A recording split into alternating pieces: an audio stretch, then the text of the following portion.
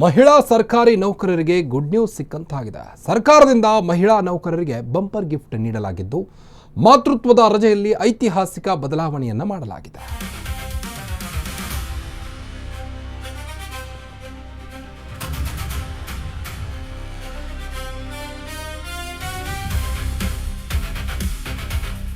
ಮಹಿಳಾ ಸರ್ಕಾರಿ ನೌಕರರಿಗೆ ಗುಡ್ ನ್ಯೂಸ್ ಸಿಕ್ಕಿದೆ. ಸರ್ಕಾರದಿಂದ ಮಹಿಳಾ ನೌಕರರಿಗೆ ಬಂಪರ್ ಗಿಫ್ಟ್. ಮಾತೃತ್ವದ ರಜೆಯಲ್ಲಿ ಐತಿಹಾಸಿಕ ಬದಲಾವಣೆಯನ್ನ ಮಾಡಲಾಗಿದೆ.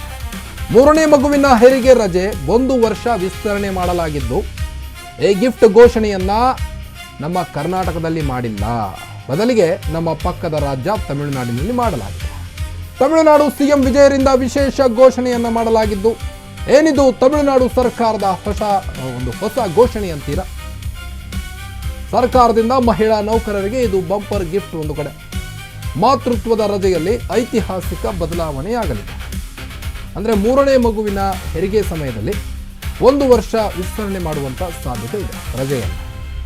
ಈ ಗಿಫ್ಟ್ ಘೋಷಣೆ ಕರ್ನಾಟಕದಲ್ಲ, ತಮಿಳುನಾಡಿನಲ್ಲಿ ಮಾಡಲಾಗಿದೆ. ತಮಿಳುನಾಡು ಸಿಎಂ ವಿಜಯರಿಂದ ವಿಶೇಷ ಘೋಷಣೆಯನ್ನು ಮಾಡಲಾಗಿದೆ. ಮಹಿಳೆಯರ ಪರವಾಗಿ ಈಗಾಗಲೇ ಸಾಕಷ್ಟು ಬದಲಾವಣೆಗಳನ್ನು ತಂದಿದ್ದಾರೆ ಸಿಎಂ ವಿಜಯ್ ಅವರು.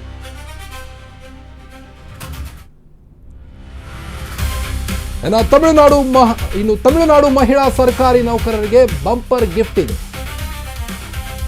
ಮಹಿಳಾ ಸರ್ಕಾರಿ ನೌಕರರಿಗೆ ಸಿಎಂ ವಿಜಯ್ ಬಂಪರ್ ಕೊಡುಗೆಯನ್ನು ಕೊಟ್ಟಿದ್ದಾರೆ. 3ನೇ ಮಗುವಿಗೂ ಮಾತೃತ್ವದ ಭಾಗ್ಯವನ್ನ ಘೋಷಣೆ ಮಾಡಲಾಗಿದೆ. 3ನೇ ಮಗುವಾದ್ರೆ 1 ವರ್ಷ ಮಾತೃತ್ವದ ರಜೆಯನ್ನ ಘೋಷಣೆ ಮಾಡಲಾಗಿದೆ. 12 ವಾರದ ಹೆರಿಗೆ ರಜೆ ಈಗ 365 ದಿನಗಳಿಗೆ ವಿಸ್ತರಣೆಯಾಗಲಿದೆ. ಈ ಹಿಂದೆ 2ಕ್ಕಿಂತ ಕಡಿಮೆ ಮಕ್ಕಳಿದ್ರೆ 365 ದಿನ ರಜೆ ಸಿಗ್ತಿತ್ತು. ಆದ್ರೀಗ 3ನೇ ಮಗುವಾದರೂ ಸಹಿತ 1 ವರ್ಷ ಹೆರಿಗೆ ರಜೆ ಸಿಗುತ್ತೆ. ಮಾನವ ಸಂಪನ್ಮೂಲ ನಿರ್ವಹಣಾ ಇಲಾಖೆ ಘೋಷಣೆಯನ್ನ ಮಾಡಿದೆ. ರಜೆ ವಿಸ್ತರಿಸಿ ಸಚಿವ ಡಿ ಶರತ್ ಕುಮಾರ್ ಘೋಷಣೆಯನ್ನ ಮಾಡಿದ್ದಾರೆ. ಶೀಘ್ರದಲ್ಲೇ ಸರ್ಕಾರಿ ಆದೇಶವಾಗಿ ಹೊರಡಿಸಲು ತಯಾರಿ ಕೂಡ ನಡೀತಾ ಇದೆ. 2011ರಲ್ಲಿ 90 ದಿನಕ್ಕೆ ಸೀಮಿತವಾಗಿದ್ದಂಥ ಹೆರಿಗೆ ರಜೆ ಈಗ 6 ತಿಂಗಳಿಗೆ ವಿಸ್ತರಣೆಯಾಗಿದೆ. 2016ರಲ್ಲಿ 9 ತಿಂಗಳಿಗೆ ಹೆರಿಗೆ ರಜೆ ವಿಸ್ತರಿಸಿ ಆದೇಶವನ್ನು ನೀಡಲಾಗಿತ್ತು.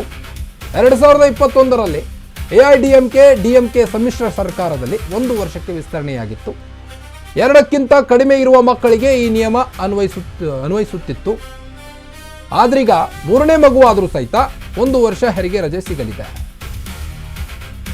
ಈಗ ಮಹಿಳಾ ಸರ್ಕಾರಿ ನೌಕರರಿಗೆ ಗುಡ್ ನ್ಯೂಸ್ ಸಿಕ್ಕಂತಾಗಿದೆ ಒಂದು ಕಡೆ.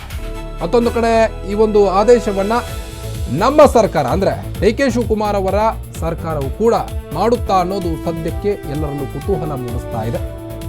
ಈಗಾಗಲೇ ತಮಿಳುನಾಡು ಸಿಎಂ ವಿಜಯ್ ಅವರು ಸಾಕಷ್ಟು ಜನಪರ ಕೆಲಸಗಳನ್ನು ಮಾಡ್ತಾ ಇದ್ದಾರೆ.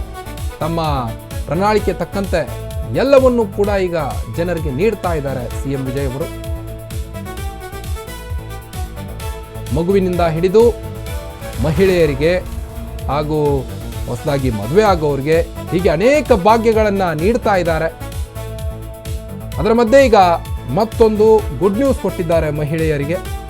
ಆ ಗಿಫ್ಟ್ ಏನಪ್ಪ ಅಂದರೆ 1 ವರ್ಷ ವಿಸ್ತರಣೆ ಮಾಡಲಾಗುವುದು. 3ನೇ ಮಗುವಿಗೆ 3ನೇ ಮಗುವಿನ ಹೆರಿಗೆ ರಜೆಯನ್ನು 1 ವರ್ಷ ವಿಸ್ತರಣೆ ಮಾಡಲಾಗುತ್ತೆ. ಈ ಗಿಫ್ಟ್ ಘೋಷಣೆ ಕರ್ನಾಟಕದಲ್ಲ, ತಮಿಳುನಾಡಿನಲ್ಲಿ ಆಗಿದೆ. ಕರ್ನಾಟಕದಲ್ಲಿ ಯಾವಾಗುತ್ತೋ ಗೊತ್ತಿಲ್ಲ. ಏನಿದು ತಮಿಳುನಾಡು ಸರ್ಕಾರದ ಹೊಸ ಘೋಷಣೆ ಅಂತೀರಾ? ಹಾಗಾದ್ರೆ 365 ದಿನ ರಜೆ ಸಿಗ್ತಿತ್ತು ಈ ಹಿಂದೆ. ಈಗ 6 ತಿಂಗಳು ಅಂದರೆ 12 ವಾರದ ಹೆರಿಗೆ ರಜೆಯನ್ನು ಈಗ 365 ದಿನಗಳಿಗೆ ವಿಸ್ತರಣೆ ಮಾಡಲಾಗಿದೆ.